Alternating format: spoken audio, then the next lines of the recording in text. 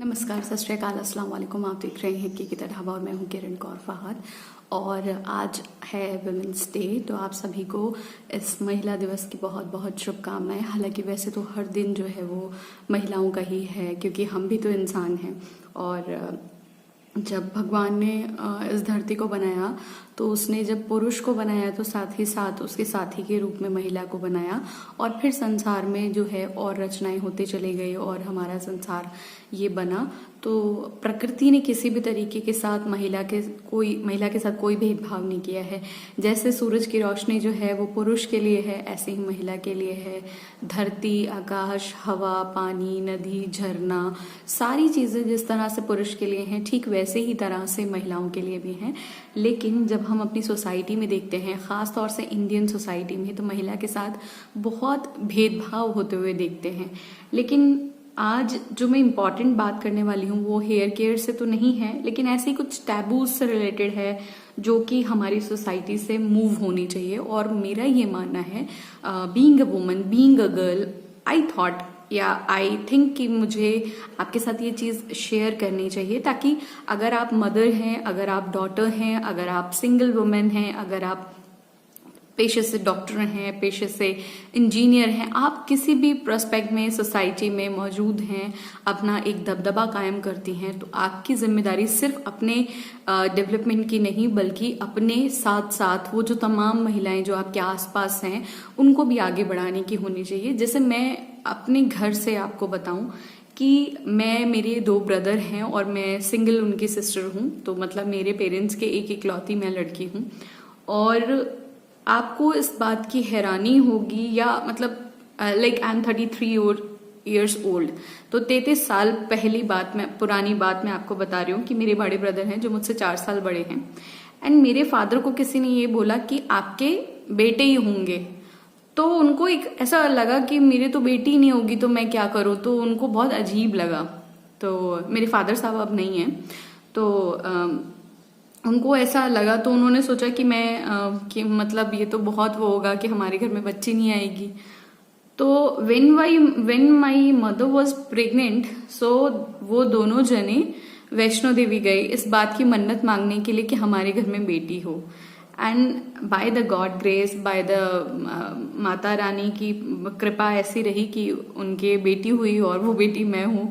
तो आप समझ सकते हो कि मैं एक ऐसी फैमिली से हूं जहां पे कि बेटी के लिए मन्नत मांगी गई कि हाँ। और मैं अपने फादर की बहुत ज्यादा लाडली थी, और मेरी मदर भी मुझसे बहुत प्यार करती है। हालांकि माँ तो माँ होती है, वो तो तीनों बच्चों से ही उतना प्यार करती है जितना कि वो बाकी दोनों से भी करती है। बट हाँ, मेरे लिए एक अलग अफेक्शन है, एक अलग उनका वो है।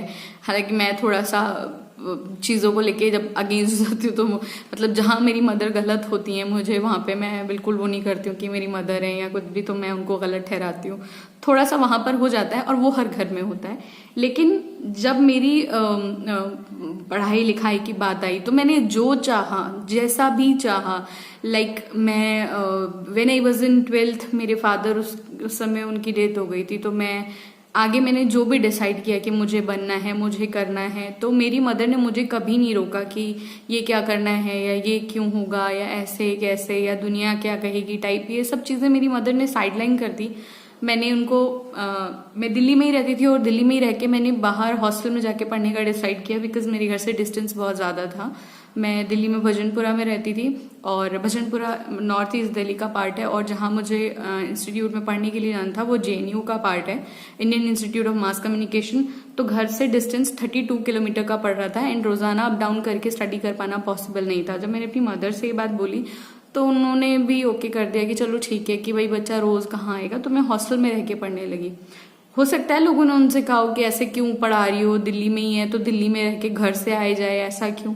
लेकिन मुझ तक ये बात नहीं पहुंची, और मेरी मदर ने मुझे जाने दिया। फिर उसके बाद मेरी फर्स्ट जॉब लखनऊ हिंदुस्तान के साथ लगी।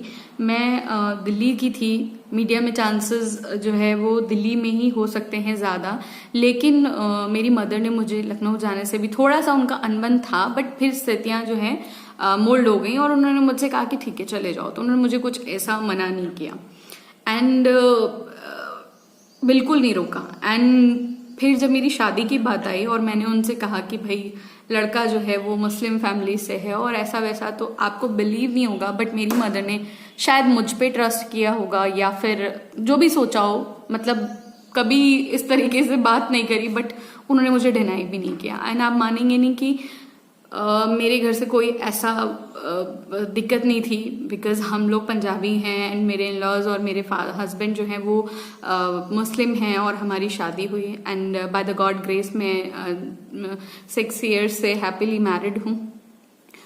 तो साल दर साल जो भी ऑब्स्टेकल्स या जो भी मुझे करना था वो मेरी लाइफ में होता रहा और उसमें मेरी मॉम मेरे लिए एक बैकबोन बन के पीछे खड़ी रही और जहां तक भी मैं पहुंची, मैं मीडिया में पिछले 2010 में मेरी फर्स्ट जॉब लगी थी और अभी 2021 है और पिछले मान के चलिए आप मोटा मोटा 12 सालों से मैं मीडिया में काम कर रही हूँ। और इन सब चीज़ों में जितने साल मैं अपनी मदर के साथ रही वहाँ वो मेरी बैकबोन रही। और जब अब मैं मैरिड हूँ तो मेरे हस्बैंड मेरी बैकबोन रहते हैं। आप सभी लोगों को पता है कि मैंने एक एग्जाम भी दिया था तो उसमें भी फहद वॉज माई बैकबोन, उसने मुझे पूरा सपोर्ट किया। और अगर बीइंग अ मैरिड वुमेन आपको घर और प्रोफेशनल जॉब चलानी होती है तो आपका सपोर्ट भी होना जरूरी है। मतलब महिला तरक्की कर जाएगी, उसके अंदर गट्स होंगे, उसके अंदर टैलेंट होगा, बट उनको एक जो पुश चाहिए होगा वो आप में से ही किसी को बनना होगा। और जब ये तो रही घर वालों की बात कि ठीक है आप कहेंगे घर वाले तो करते ही हैं, अब तो सारे ही लोग कर रहे हैं, सभी लोग चाहते हैं कि महिलाएं काम करें करें करें। लेकिन जब कुछ अचीव करने की बात आती है तो मुझे लगता है कि महिलाओं को भी एक दूसरे का साथ देना पड़ेगा। जैसे मैंने कभी ये बात कहीं मौका नहीं मिला है अभी तक या कहीं नहीं है, but when I was preparing for my job public relation officer, मैं जॉब कर रही थी उस समय और उस साथ साथ मैं पढ़ाई भी कर रही थी एंड घर भी मैनेज कर रही थी। तो घर में तो फहद मुझे सपोर्ट कर रहे थे, बट मेरे ऑफिस में जो मेरी बॉस थी उन्होंने मुझे साइमल्टेनियसली बहुत सपोर्ट किया। अगर वो सपोर्ट नहीं करती तो मैं उतनी पढ़ाई नहीं कर पाती। और आप यकीन मानिए कि जब आप एक बार पढ़ाई छोड़ के जॉब में आ जाते हैं या पढ़ाई से आपका नाता टूट जाता है तो आपके अंदर भी कॉन्फिडेंस थोड़ा थोड़ा डाउन हो जाता है। बट जब मैंने उस प्रोसेस में अपने आप को गुजारा और आई रियलाइज कि मैं ये कर सकती हूँ, तो उसके पीछे भी वो मेरी लेडी बॉस मेरे साथ थी। तो मुझे एक पुश मिला कि हाँ मैं कर सकती हूँ। अगर मेरे पर उतना ही सब चीजें रहती और सब चीजें वो होती रहती, या कोई बहुत ज्यादा किसी को सपोर्ट करने की जरूरत नहीं होती है, लेकिन हाँ एक अगर आप अपना हाथ रख देते हो किसी के ऊपर तो वो बहुत इम्पॉर्टेंट हो जाता है। तो मुझे लगता है कि मैं जब पीआरओ पे मैंने एग्जाम क्रैक किया है, मैं इंटरव्यू तक पहुंची, तो उस पूरे चीज को मैं अभी बयान नहीं कर सकती हूँ क्योंकि कुछ चीजें होती हैं जो हम खुला नहीं बोल सकते हैं। लेकिन उस पूरे प्रोसेस में she supports me a lot. उन्होंने मुझे बहुत सपोर्ट किया, बहुत बहुत ज्यादा, जिसके लिए मैं हमेशा उनकी बहुत आभारी रहूंगी। और कभी हालांकि मुझे नहीं लगता वो मेरे वीडियोस देखती हैं, और अगर उन्होंने कभी देखा तो थैंक्स टू हर। और इसके अलावा मैं ये कहूंगी कि अगर आप मदर इन लॉ हैं या आप मदर हैं, अपनी बच्ची को जरूर सपोर्ट कीजिए। आप सिस्टर हैं तो अपनी सिस्टर को सपोर्ट कीजिए। अगर आप सिस्टर इन लॉ हैं तो अपनी जो भी आपके घर में आपकी ननद हैं या आपके जो भी फीमेल हैं उनको सपोर्ट कीजिए ताकि वो आगे बढ़ पाए। मैं ये मानती हूँ कि हम ये कहते नहीं कि पुरुष को सपोर्ट करना चाहिए या पुरुष ये करे या फिर हमें तो आधी आबादी वाली बात चाहिए। महिला अगर महिला के साथ खड़ी हो जाएगी ना तो महिला की तरक्की बहुत आसान हो जाएगी। क्योंकि देखिए अगर हायर लेवल पे वुमेन नहीं पहुंचेगी तो कभी ये बात नहीं पता चल पाएगी कि हायर लेवल पे भी वुमेन का दबदबा हो सकता है। ऐसा नहीं है कि सोसाइटी में औरतें नहीं आती हैं या फिर सोसाइटी के हायर टॉप लेवल पे हम औरतों को नहीं देख पाते, आती हैं, लेकिन इक्का दुक्का। शादी हुई तो लड़कियों ने जॉब छोड़ दी, बच्चे हुए तो लड़कियों ने जॉब छोड़ दी। लेकिन क्यों छोड़ी? क्योंकि उनको कहीं ना कहीं अपनी और जिम्मेदारियों की तरफ जाना पड़ जाता है। लेकिन अगर वहीं पे थोड़ा सा सपोर्ट मिल जाए, लेकिन मैं ये नहीं कह रही कि कोई मदर इन लॉ है वो उनके बच्चे को पूरा दिन संभालने की जिम्मेदारी ले ले, या एक हल्का सा सपोर्ट मिल जाए तो सिचुएशन बहुत बेटर हो सकती है। और अपनी लाइफ के तजुर्बे से मैं ये मानती हूँ कि अगर आप लड़की हैं, आप अपने लेवल पे थोड़ा सा भी किसी को सपोर्ट कर देंगे तो उनकी लाइफ बहुत इजी हो सकती है। अभी जैसे कि, और सिर्फ यही नहीं, कभी किसी को लेके किसी के लिए भी ट्रबल मत बनिए, है ना। लाइक जैसे हम लोग हैं, हम लोग हेयर केयर की बात करते हैं क्योंकि लोग बाल खो रहे हैं, बाल जा रहे हैं, बाल्डनेस हमारी सोसाइटी में नहीं चलता है क्योंकि हमारी इंडियन सोसाइटी में औरतों के लिए बाल उसका गहना है। तो आपके साथ जो बीत रही है उसको पॉजिटिविटी में लीजिए, और अगर आपको कोई ऐसा इंसान दिखता है जिसके साथ सेम चीजें हो रही हैं तो प्लीज उनका कभी मत मजाक बनाइए। अगर आपके साथ ऐसा नहीं भी है तो भी उनका मजाक मत बनाइए।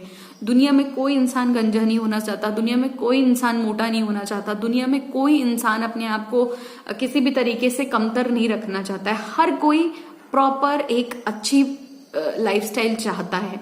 लेकिन अगर फॉर सम रीजन ऐसा हो रहा है कि वो मोटे हो गए हैं, उनको बालनेस आ रही है, उनकी कोई बीमारी हो गई है या कुछ भी हो गया है, आप पॉजिटिव एटीट्यूड रखिए और उनको सपोर्ट कीजिए। क्योंकि एक महिला जो है, एक औरत जो है, एक लड़की जो है, वो जितना ज्यादा सपोर्ट किसी को करेगी ना उतना ही सोसाइटी खूबसूरत बनेगी। मैं ऐसी बहुत सारी औरतों को जानती हूँ जो बहुत अच्छी हैं, बहुत सपोर्टिव हैं, बहुत लगातार काम कर रही हैं सोसाइटी में, और जब मैं उनको देखती हूँ, एनालाइज करती हूँ, तो मैं देखती हूँ कि उनके पीछे भी कोई ना कोई ऐसी बैकबोन रही है और वो बैकबोन ही उनको आज वहां तक लेकर आई है। इस बात में कोई दो राय नहीं है कि महिला की अपनी क्षमता होती है, लेकिन उस क्षमता को भी थोड़ा सा पुश चाहिए होता है। मैं टैलेंटेड हूं या नहीं हूं ये मुझे कब पता चलेगा, जब मैं उस चीज में जाऊंगी। लेकिन जाने के लिए भी तो मौका चाहिए ना, जाने के लिए भी तो थोड़ा सा पुश चाहिए, और वो पुश आसपास के लोगों से ही मिलेगा। आप लाइफ के किसी भी फील्ड में हो, आपको लगता है कि पता नहीं मेरी शादी कहाँ हो जा रही है, पता नहीं मेरी शादी चलेगी कि नहीं चलेगी, तो इस चीज को घबराने की जरूरत नहीं है। सपोर्ट लीजिए अपनी मम्मी का, अपनी दीदी का, जहां पे भी आपको दिक्कत लगती है। हो सकता है आपको सब बातें लगें कि ये सब बातें क्यों हैं, लेकिन मेरा सिर्फ इतना सा कहना है, आप लाइफ के किसी भी स्टेज में हो, आप मदर हो, आप डॉटर हो, आप सिस्टर हो, आप सिस्टर इन लॉ हो, कोई भी हो, किसी भी रोल में हो, आप लेडी बॉस हो, कुछ भी हो, आपका जो व्यवहार है वही आपको आगे जो आप देंगे वही आपकी एक पहचान बना सकता है। तो आप अपनी एक अच्छी पहचान बनाइए। और जब हम हेयर केयर सीरीज बना रहे हैं तो मैं लगातार आप लोगों से ये बात कहती हूँ कि जितने भी लड़के लड़कियां मेरे चैनल पे कमेंट करते हैं जो ठीक हो चुके हैं, वो दूसरे की हेल्प जरूर कीजिए। 12 मिनट मैंने आज वुमेन्स डे पे बोला है, लेकिन अब 2 इंपॉर्टेंट चीजें मैं ये कहना चाहूंगी कि किसी ने मुझसे सवाल किया था कि आपने कहा था कि आपको हार्मोनल इम्बैलेंस है, तो कहीं आपको ये एलोपेशिया की प्रॉब्लम तो नहीं है।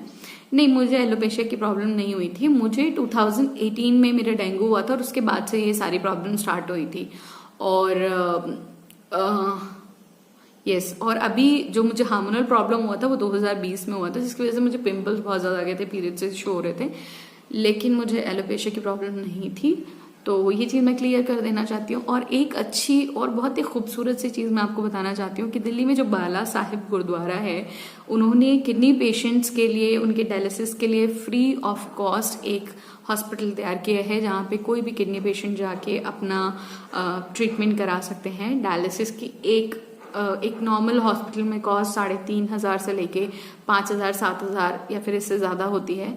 तो अगर कोई ऐसा ऑर्गेनाइजेशन है, सिख गुरुद्वारा प्रबंधक कमेटी, उन्होंने इसको शुरू किया है, तो मुझे लगता है कि हमें इसे अप्रिशिएट करना चाहिए।